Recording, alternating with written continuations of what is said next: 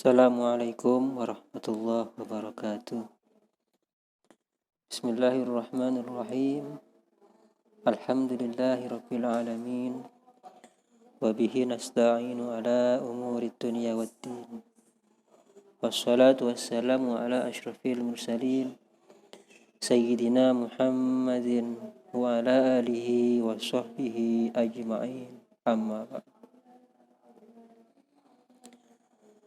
Alhamdulillah, kita diberikan kesehatan, kita diberikan waktu yang luas oleh Allah Subhanahu wa ta'ala, sehingga kita bisa menunaikan ibadah puasa, bisa mengikuti perkuliahan selama ini dengan baik, dengan sehat walafiat. Pertama, saya ucapkan banyak-banyak terima kasih kepada teman-teman mahasiswa-mahasiswi Prodi Tadris Bahasa Inggris semester 4 yang selama ini ikut berperan aktif, ikut berpartisipasi dalam pelaksanaan kuliah online yang sudah kita lakukan selama ini hingga sampai hampir pelaksanaan UTS minggu depan ini. Saya juga ucapkan banyak-banyak terima kasih kepada Kosma, kepada teman-teman yang presentasi kelompok kemarin, yang telah menyempatkan waktunya, yang telah mengkoordinir teman-teman dalam kesuksesan kuliah online mata kuliah Kiswa ini. Dan terakhir, kita berharap, kita selalu berdoa semoga wabah yang terjadi ini, ujian yang terjadi ini segera diangkat, segera dihilangkan oleh Allah Subhanahu wa ta'ala, sehingga kita dapat melaksanakan kuliah ke depan dengan secara langsung, dengan tatap muka secara langsung, dengan berkumpul kembali dengan teman-teman yang lain. Amin amin ya rabbal alamin. Nah, ini adalah tanggapan saya kuliah online mata kuliah Kiswah yang 3 pertemuan belum saya tanggapi. Pertama, prinsip-prinsip ajaran Aswaja. Ya, kedua, mengenal tokoh-tokoh Aswaja, dan yang ketiga, pokok-pokok ajaran Aswaja dalam hal akidah. Ini sudah dipresentasikan kemarin, 3 kelompok terakhir kemarin. Saya hanya menambah beberapa hal saja. Baik, pertama, ciri utama ajaran Ahlus Sunnah wal Jamaah atau sikap-sikap kemasyarakatan Nahdlatul Ulama. Pertama, at-tawassut, ya, adalah sikap tengah-tengah, sedang-sedang, tidak ekstrim kiri ataupun ekstrim kanan. Ini adalah sikap pertama. Ini disarikan dari firman Allah Subhanahu wa ta'ala, wa kadzalika ja'alnakum ummatan wasatan litakunu syuhada'a 'alan nasi wa yakunar rasulu 'alaikum syahida. Dan demikianlah kami jadikan kamu sekalian umat Islam, umat pertengahan, adil dan pilihan, agar kamu menjadi saksi atas sikap dan perbuatan manusia umumnya, dan supaya Allah Subhanahu wa ta'ala menjadi saksi atas sikap dan perbuatan kamu sekalian. Nah, ini adalah diambil dari hadis ini tentang sikap tawassut, sikap moderat. Kedua, at-tawazun, seimbang dalam segala hal, termasuk dalam penggunaan dalil akli, dalil yang bersumber dari akal, dan dalil nakli yang bersumber dari Al-Quran dan hadis. Seimbang, ya. Firman Allah Subhanahu wa ta'ala, laqad arsalna rusulana bil bayyinati Wa anzalna ma'ahumul kitaba wal mizana liyaquman nasi bil qist. Sungguh kami telah mengutus rasul-rasul kami dengan membawa bukti kebenaran yang nyata, dan telah kami turunkan bersama mereka Alkitab dan neraca penimbang keadilan supaya manusia dapat melaksanakan keadilan. Ini sikap kedua, seimbang. Kemudian sikap ketiga, al-i'tidal, artinya tegak lurus. Dalam Al-Quran, Allah Subhanahu wa Ta'ala berfirman, Ya ayyuhalladzina amanu kunu qawwamina lillahi syuhada'a bil qisti wa la yajrimannakum syana'anu qaumin ala alla ta'dilu i'dilu wa aqrabu littaqwa wattaqullaha innallaha khabirum bima ta'malun. Ini dasar dari sikap i'tidal. Artinya, wahai orang-orang yang beriman, hendaklah kamu sekalian menjadi orang-orang yang tegak membela kebenaran, karena Allah menjadi saksi pengukur kebenaran yang adil. Dan janganlah kebencian kamu pada suatu kaum menjadikan kamu berlaku tidak adil. Berbuat adillah, karena keadilan itu lebih mendekatkan kepada takwa. Dan bertakwalah kepada Allah, karena sesungguhnya Allah Maha melihat apa yang kamu kerjakan. Keempat, tasamuh atau toleransi, yakni menghargai perbedaan serta menghormati orang yang memiliki prinsip hidup yang tidak sama. Namun, ini catatannya, bukan berarti mengakui atau membenarkan keyakinan yang berbeda tersebut dalam meneguhkan apa yang diyakini. Firman Allah Subhanahu wa Ta'ala, faqula lahu qawlan layyinan la'allahu yatadhakkaru aw yakhsha. Maka berbicaralah kamu berdua, Nabi Musa dan Nabi Harun, kepadanya Fir'aun dengan kata-kata yang lemah lembut, dan mudah-mudahan ia ingat dan takut. Tasamuh, ya. Sikap toleran. Ini ada 4 sikap prinsip-prinsip ajaran Aswaja, ya. Jika digabungkan 4 hal ini tidak bisa terpisahkan, ya. Jadi misalnya toleran, seperti apa toleran itu? Maka ada yang sikap lain itu harus tidak bisa dipisahkan. Dalam tataran praktis, ini prinsip-prinsip ini terwujud dalam beberapa hal. Misalnya dalam akidah, ya, tetap harus sikap 4 ini seimbang antara dalil akli dan nakli. Misalnya dalam bidang syariah, berpegang teguh pada Al-Quran dan hadis, ya, sebagai metode menggunakan secara ilmiah. Dalam bidang tasawuf juga seperti itu. Dalam pergaulan antar golongan, ini. Dalam kehidupan bernegara, dalam kebudayaan, dakwah dan lain-lain. Sikap-sikap ini. Dari itu yang lain sudah banyak dijelaskan oleh presentasi kemarin. Ada beberapa pertanyaan. Pertama dari Fauzi. Sikap tasamuh, toleransi terkadang melanggar batas-batas hukum Islam. Bagaimana seharusnya menempatkan sifat toleran yang tepat dan baik? Bagaimana sifat toleransi Rasulullah Shallallahu Alaihi Wasallam ketika itu?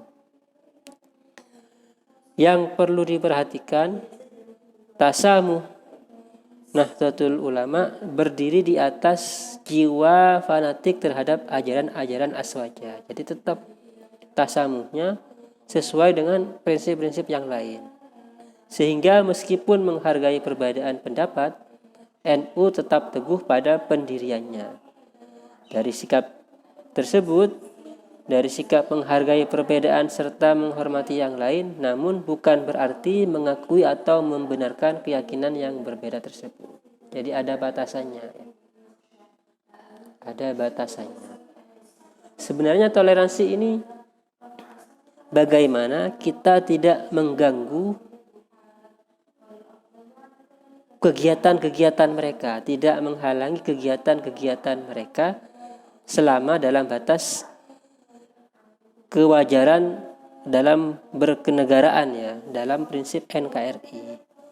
Selama tidak, jadi itu sebenarnya. Jadi kita tidak perlu mengucapkan selamat Natal, tidak perlu, itu sebenarnya sudah cukup.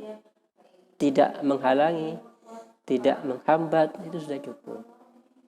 Nah, cuma ada beberapa hal mungkin agar lebih tampak sebagai golongan yang menerima kelompok lain, ada yang ungkapan-ungkapan seperti itu. Sampai ada yang menjaga gereja. Ya intinya jangan sampai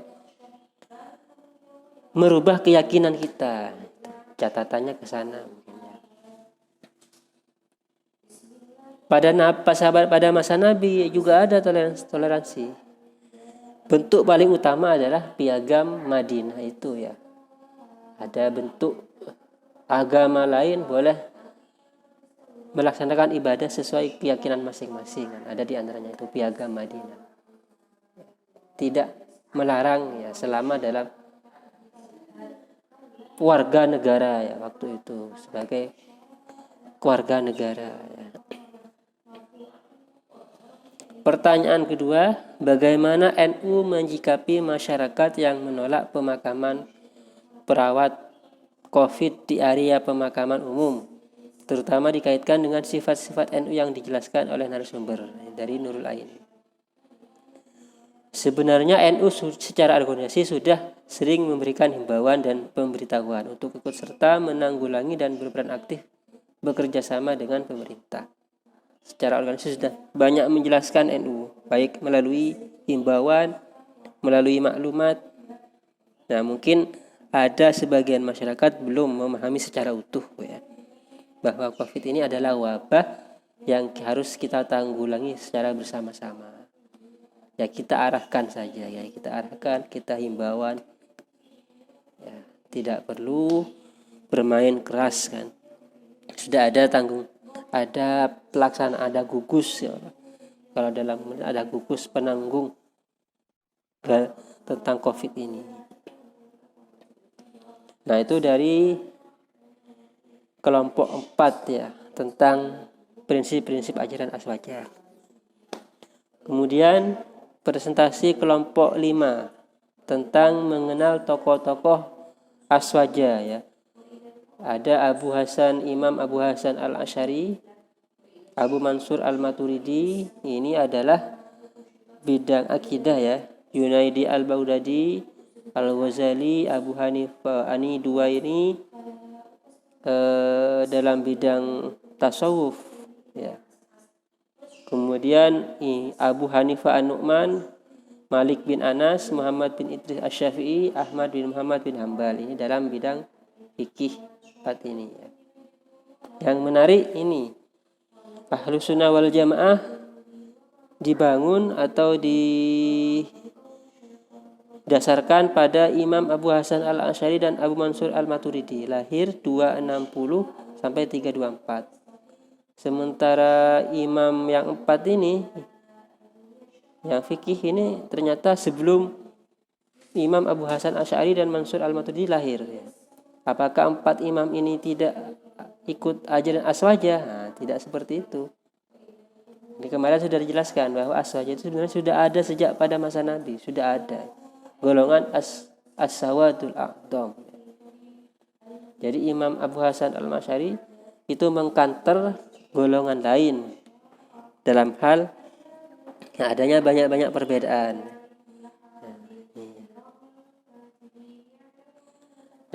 Nah, ini akidah, ini ya fikih, tasawuf, sikap kemasyarakatan.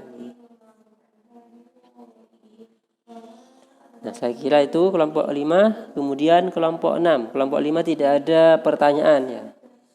Kelompok 6 tentang teologi ya, dalam hal akidah.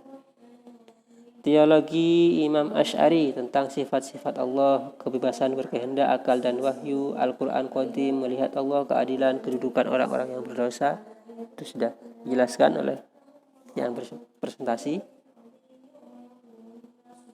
Pertanyaan dari Abdul Jalal, kenapa harus pakai konsep akidah Asy'ariyah? Kenapa tidak langsung saja akidah Rasulullah? Penamaan ini adalah sebagai pengimbang ya, lawan dari akidah kelompok lain, makanya disebut akidah Asy'ariyah. Karena semuanya pasti mengaku akidah Rasulullah. Akidah Rasulullah. Nah, kemudian karena yang mengangkat adalah Imam Asy'ari, disebut akidah Asy'ariyah. Sebagai pengimbang ya, akidah lain, ada akidah Syiah, Khawarij, Mu'tazilah. Nah, itu Asy'ariyah. Kemudian dari Rusdiana dan Vivin, apakah orang-orang pada waktu itu memiliki kebebasan untuk mengikuti ajaran aliran yang ada pada zamannya, seperti Maturidiyah, Mu'tazilah, Asy'ariyah dan lain-lain? Pada waktu itu banyak akidah ya, sering dijadikan akidah negara ya, sering dijadikan negara ya. Sehingga banyak orang-orang yang tidak sesuai, tidak sepaham itu dihukum, disiksa ya. Kenapa? Nah, ini pertanyaan kedua sesama. Kenapa kasus mihnah? Nah, ini karena pada waktu itu dijadikan negara, sama seperti di Arab Saudi sekarang Wahabi ya, dijadikan aliran negara ya. Jadi banyak orang-orang yang tidak sepaham dihalangi ya, dicegah, bahkan dihukum, disiksa. Kemudian kenapa kasus mihnah itu terjadi? Apakah tidak ada perlawanan atau perlindungan bagi aliran lain yang tidak mengikuti ajaran tersebut? Nah, lagi-lagi ini karena sudah menjadi paham negara ya, melawan disiksa, ya dihukum ya. Seperti Imam Hambal ya, tentang kasus apakah Al-Quran itu qadim atau bukan ya kan, pada waktu itu.